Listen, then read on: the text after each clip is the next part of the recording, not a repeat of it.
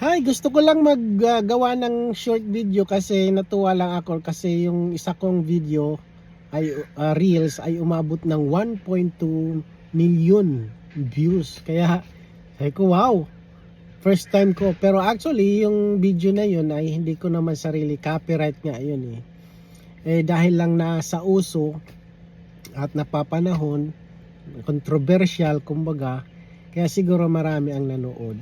Pero ito lang mapapansin ko doon sa 1.2 million views ay yun nga 1.2 million views pero yung kita niya nasa $1 something lang. Yan. Ganon kakuripot yung si Meta. Pero anyway, at least marami namang nag-follow na sa akin, maraming nagkaroon ng nagkagusto, nag-react. So, yun lang naman ang isa sa mga habol natin. So, salamat sa panood ng video. Thank you.